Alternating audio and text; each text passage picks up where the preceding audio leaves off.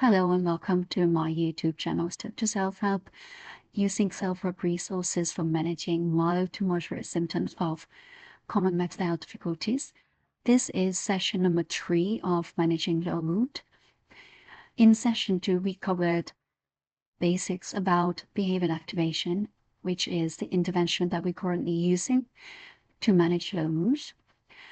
We also talked briefly about 3 different types of activities.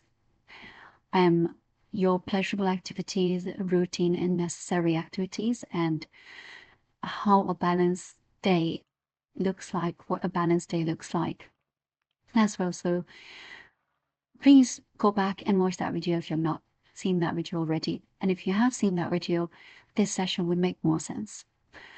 So I'm moving to the agenda, which is to see your baseline diary. Now we would discuss what your baseline diary looks like. We will learn about identifying different types of activities. We will also learn about grading activities, using COM-B module to understand if the activities that we have shortlisted are realistic for us to perform or do and add into your routine. And then the last thing is creating a plan of action for yourself. So this is just a snapshot of different types of activities so that you can understand your baseline diary in some details today now. A balanced day is made of these 3 different types of activities. So there is a little bit of necessary task, there are some routine tasks, and there are some pleasurable tasks. So necessary tasks are things that must be done, often obligations or responsibilities, like paying bills or checking your finances, checking your telephone banking app, etc. It could be attending your work or study commitment, and doing grocery shopping, attending medical appointment, preparing meals, cleaning social spaces such as kitchen, bathroom, childcare or family responsibilities, responding to urgent emails or urgent phone calls. Now, routine tasks are daily living activities that keep your life running smoothly, but they are always urgent. So there can be an overlap between routine and necessary, okay? And doing laundry, washing dishes, tidying up rooms, exercising or walking, cooking, personal hygiene, planning the week, house maintenance, batteries, gardening, vacuuming, these are all routine tasks, okay? And we need to do them because if you don't do them, then there is some sort of detriment, some sort of loss, okay? And then there is pleasurable tasks, which is activities that lift our mood. They bring enjoyment or create relaxation, such as listening to podcasts and music, reading a book or magazine, going for a nature walk, spending some time with friends or family, any creative activities if you like doing, arts or crafts or yoga, whatever works for you, taking a bath or self-care session, any rituals that you have, practicing a hobby such as dance, cooking, photography, whatever you find interesting, playing some games like board games, video games, puzzles, and if you have anything else to add to this pleasurable task list or any of these lists, these are just some examples. Just make you aware that we need to have a balance of these 3 types of activities in your baseline diary. Now, if you have your baseline diary right in front of you, you can just assess this and see if your day or days, ideally 10 days of baseline diary, should be able to give you a thorough understanding of what your day looks like, what your week and month looks like in terms of activities and tasks. But yeah, so to just assess it, I'll pause here for another couple of seconds so you can make sense of this.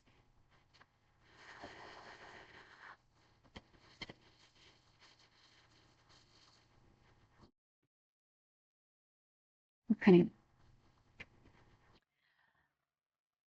An important thing that I always use in my sessions is identifying your values, okay? Because yes, it's nice to do things, it's nice to do activities, and we can do any activities if you want. But it's more likely that when these activities stem from your value system, then you're more likely to enjoy them or relate to them or associate with them, okay? So I like this diagram. I don't own this. It is something that I just downloaded off the internet, one of the NHS talking therapy websites. And they have really nicely divided life into many different areas, such as your physical space, your home or office environment, your career and business, friend and family or community, and your finances, financial growth, romance, intimacy, your partner, relationships. And it can also be any relationships, a friend even. So you can club this intimacy, friends, family as one thing if you don't want to separate it. Then it's self-care, health, social activities or fun, which is leisure, and then personal development and spiritual development. I like to keep them separate. Some people like it combined.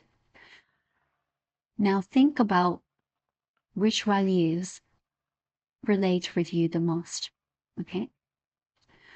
And give them a priority rating. For example, if I start defining my values, I would say health and self-care is number one for me.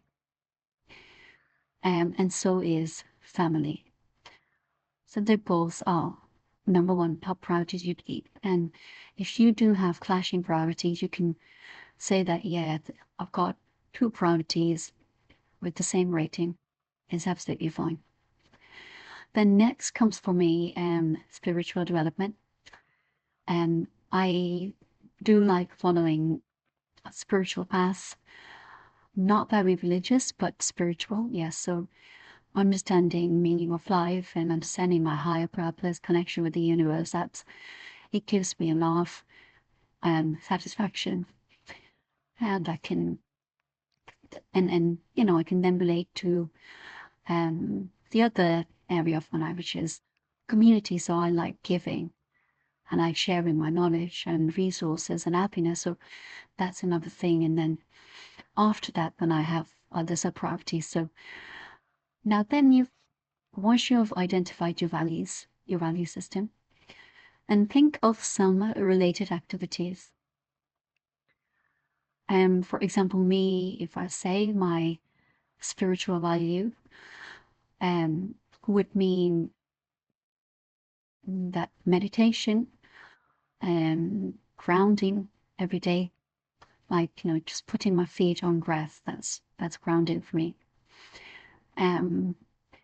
Doing some sort of reflection every day, that's spiritual for me. And so yeah, these are some activities that mean spirituality for me. So you can think about your values and related activities. Okay. There are so many value-based activities on the internet. And if you want to explore value-based activities, if you're lacking ideas, then you may look up, but I would recommend, to spend some time in thinking and reflecting. So answers will come from within, okay? Because this is about you, and you do want to devote some time to actually think quite deeply about what is it that you're connected with, what is your core, what's your purpose in life, what gives you happiness, and then identify some activities based on those values, okay? Some of you may have heard about this COM-B model, some of you may have not heard about, but I'm just going to go through this. COM-B model stands for capability, opportunity, motivation, leading to behavior change. This is a behavioral framework often used in public health and psychology to understand and change behaviors. When applied to depression or low mood, it helps us identify what maintains low mood, and what support recovery. So now we are going to apply this model to the activities that you have shortlisted so that we can grade them on in a difficulty order. Like, I will come to that point later on. How do we grade them? But now I will explain about each of these components of Cronbee model. The first one is capability. Capability stands for psychological and physical capability, which means that does the person have the knowledge and skills to manage that particular activity, such as understanding skills, and you're doing this course, so you're seeking some support. Are you psychologically capable of understanding that? Do you have any learning difficulties? Do you have any visual difficulties? Any capability? Are you capable of actually doing that activity? That's what this component is asking you to think about. Okay. Are you physically capable? Do you have any diseases or illnesses, or are you limited in your capacity in any way to do this particular activity? So let's just say if you see if you want to attend gym 5 times a day, 5 times a week, if you feel that I want to go to gym every day of the week, first thing you would say is, are you capable of committing to this activity? Can you actually go to gym 5 times a week? Are you capable of doing that? Okay, so you can assess your activities using this component first. Moving on to the next one, you have the opportunity to do this activity. So whichever activity you're thinking to do, think about, do you have the opportunity, such as social opportunity? Do you have a supportive relationship and environment that will enable you to do this activity? And do you have the physical opportunity? Do you have the time to do this activity? Do you have the environment? And so such as, for example, if you say that in a day, I want to make half an hour for meditation. Think about, do you have the opportunity to do that? Do you have the peaceful environment? Are there toddlers, screaming in the background? Can you do this? Yeah. Or you can't do this, you have to move to something different, something else. That's what I mean by, do you have the opportunity to perform an activity? Now motivation. Are you motivated enough? So motivation means like, well, what am I going to get out of doing this? What is the perceived benefit? Why to engage with this activity in the first place? Yeah. So there are different types of motivation. One is reflective or extrinsic motivation, which means there are conscious goals, values, and beliefs. And then it depends on, that you will gain something as a result of doing that activity. Okay. And there is intrinsic motivation. That's something that, drives you, like emotional or like impulsive response. So I hope you can make sense of all your activities using this model now. Next is grading your activities. Now you have this realistic understanding of which activities you can or cannot perform based on your circumstances. So now we will grade these activities based on anticipated difficulty level. Like on a scale of 0 to 10, if you say 0 means, 1 means it's really, really easy and I can easily do it, no barriers. And then 10 means that there is a strong barrier in doing this activity. So now whichever activities you've shortlisted, you can then grade them on a scale of 0 to 10. I would encourage you to kind of like do separate and grading for separate types of activities, like necessary activities to be graded separately, routine activities to be graded separately, and pleasurable activities to be graded separately. I just like it more clear. It doesn't have to be that way. You can combine them and then grade them all together. Entirely up to you. I like to see a bit more clarity, and it also depends on my patient. So it depends what we mutually agree on. So you can do it whichever way you like. Okay. Now, once you've created your activities, we will then move on to the next step of setting an action plan for yourself. In the next session, it will be just putting things into place and then understanding how do we act on that plan. Okay. So I'll see you in the next session. Take care.